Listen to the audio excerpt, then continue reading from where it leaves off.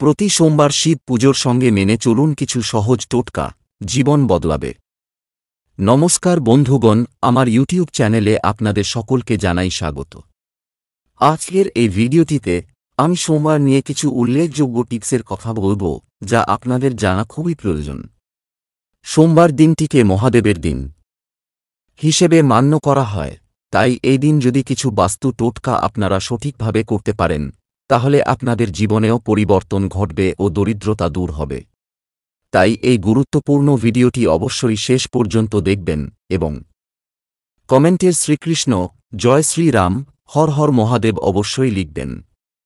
তাছাড়া এই ভিডিওটি বন্ধুবান্ধব তথা আত্মীয়-স্বজনদের সঙ্গে শেয়ার করবেন, যাতে ওনারাও উপকৃত হতে পারেন। সোমবার শৈবদের কাছে অত্যন্ত গুরুত্বপূর্ণ একদিন। এই দিনটিকে মহাদেবের আরাধনার এক বিশেষ দিন হিসেবে মনে করা হয়। শ্রীসপ্তাহের সব দিনের সঙ্গেই কোনো না কোনো দেবতার যোগ রয়েছে, আর এই বিশেষ দিনগুলিতে সেসব দেবতার পুজো করলে বিশেষ ফল পাওয়া যায়। সোমবার শৈবদের কাছে অত্যন্ত গুরুত্বপূর্ণ একদিন। এই দিনটিকে মহাদেবের আরাধনার এক বিশেষ দিন হিসেবে মনে করা হয়। সৃষ্টির পূর্বে একমাত্র শিবই বর্তমান ছিলেন। তিনি লীলাচ্ছলে ব্রহ্মারূপে সৃষ্টি করেন, বিষ্ণুরূপ ধারণ করে পালন করেন, আবার রুদ্ররূপ ধারণ করে সংহার করেন। ব্রহ্মা বিষ্ণুহর তারই সৃষ্টিস্থিতিলয়ের তিনটি রূপভেদ মাত্র। তাই এই তিন রূপের মধ্যে সত্তার কোন পার্থক্য নেই। তবু সনাতন রূপ পরম শিবরূপী মূলস্বরূপ। সপ্তাহের সব দিনের সঙ্গেই কোনো না কোনো দেবতার যোগ রয়েছে, আর এই বিশেষ দিনগুলিতে সেসব দেবতার পুজো করলে বিশেষ ফল পাওয়া যায়। সেরকমই সোমবার দেবাদিদেব মহাদেবের পুজোর দিন। বিধি সহকারে প্রতি সোমবার অনেকেই মহাদেবের পুজো করে থাকেন। প্রতি সোমবারের সঙ্গে শ্রাবণ মাসেও সব সোমবার পুজো করার সঙ্গে সঙ্গে সহজ কিছু টোটকা করলে জীবনে দারুণ সুফল পাওয়া যায়। দেখে নিন সেগুলি কি কি। ১. শাস্ত্রমতে কালো তিল দিয়ে স্নান করলে শরীর শুদ্ধ হয়। সোমবার সকালে ঘুম থেকে উঠেই স্নানের জলে কালো তিল দিয়ে স্নান সারুন। শিবলিঙ্গ থাকলে তা পুজো করার প্রস্তুতি নিন। শিবলিঙ্গ ভালো করে পরিষ্কার করে নিন। প্রথমে দুধ দিয়ে স্নান করান। শিবলিঙ্গে মধু ও ঘি দিয়ে একসঙ্গে আবার ভালো করে শিবলিঙ্গ স্নান করান। এরপর গঙ্গাজল দিয়ে আবার স্নান করান। নিখুঁত বেলপাতা, ফুল দিয়ে পুজো করুন। অপরাজিতা ফুল অবশ্যই রাখবেন। ধূপ ধুনো জেলে মহাদেবের পুজো করুন। ওম নমঃ শিবায় মন্ত্র উচ্চারণ করুন। ২. জীবনে খারাপ ঘটনা এড়াতে মহাদেবের পুজোর সময় জব অর্পণ করুন। এর ফলে জীবনে অনেক দুর্ঘটনার হাত থেকে মুক্তি পাওয়া যাবে। জব দিয়ে মহাদেবের আরাধনা করলে বাড়ির ভিতরে যদি কোনো অশুভ শক্তি থাকে তাও দূরে সরে যায় এবং শুভ শক্তি প্রবেশ করতে সক্ষম হয়। ফলে হারানো সুখ শান্তি ফিরে আসে ও জীবন আনন্দে ভরে ওঠে। ৩. শারীরিক অসুস্থতায় নাজেহাল তাহলে মহাদেবকে তিল অর্পণ করুন।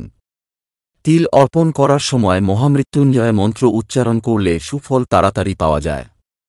শরীর থেকে রোগ নিরাময় হয়ে যায়। ৪. অবশ্যই সোমবার নিরামিষ খাবেন। সোমবার এই পদ্ধতিতে মহাদেবকে সন্তুষ্ট করুন। ৫. জীবনে সব রকম বাধা কাটাতে এবং যে কোনো ক্ষতির আশঙ্কা কমাতে মহাদেবকে সবুজ মুগ ডাল অর্পণ করতে হবে। এই নিয়ম করলে মনের ইচ্ছে পূরণ হতে সময় লাগে না। ৬. জীবনে খারাপ ঘটনা এড়াতে শিবের পুজোর সময় জব অর্পণ করুন। এর ফলে জীবনে অনেক দুর্ঘটনার হাত থেকে মুক্তি পাওয়া যাবে। জব দিয়ে মহাদেবের আরাধনা করলে বাড়ির ভিতরে যদি কোনো অশুভ শক্তি থাকে তাও দূরে সরে যায় এবং শুভ শক্তি প্রবেশ করতে সক্ষম হয়। ফলে হারানো সুখ শান্তি ফিরে আসে ও জীবন আনন্দে ভরে ওঠে। ফটকিরি বা লবঙ্গ নয়, এই জিনিস রাখলেই সর্বদা মানিব্যাগ থেকে উপচে পড়বে টাকা পয়সায়। দেবী লক্ষ্মীর আশীর্বাদ পেতে কে না চায়। তাই ধনলক্ষ্মীর আশীর্বাদ পেতে অনেকেই অনেক কিছু প্রতিকার মেনে চলেন। মানিব্যাগে সর্বদা টাকা পয়সা মজুত রাখা কারোর পক্ষেই সম্ভব নয়।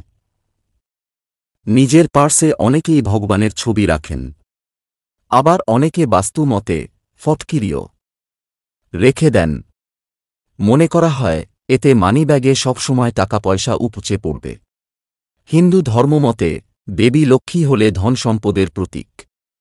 তাই আচারনিয়ম মেনে চললে ও ভক্তিভরে আরাধনা করলে দেবী লক্ষ্মী সর্বদা আশীর্বাদ প্রদান করেন।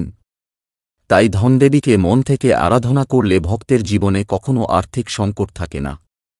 দেবী লক্ষ্মীর আশীর্বাদ পেতে কে না চায়। তাই ধনলক্ষ্মীর আশীর্বাদ পেতে অনেকেই অনেক কিছু প্রতিকার মেনে চলেন। মানিব্যাগে সর্বদা টাকা পয়সা মজুত রাখা কারোর পক্ষেই সম্ভব নয়। নিজের পার্সে অনেকেই ভগবানের ছবি রাখেন, আবার অনেকে বাস্তুমতে ফটকিরিও রেখে দেন। মনে করা হয় এতে মানিব্যাগে সবসময় টাকা পয়সা উপচে পড়বে। তবে বাস্তুনিয়ম অনুসারে পার্সে সবসময় টাকা পয়সা রাখার জন্য ফটকিরি, লবঙ্গ বা ভগবানের ছবির পাশাপাশি আরও একটি জিনিস রাখতে পারেন।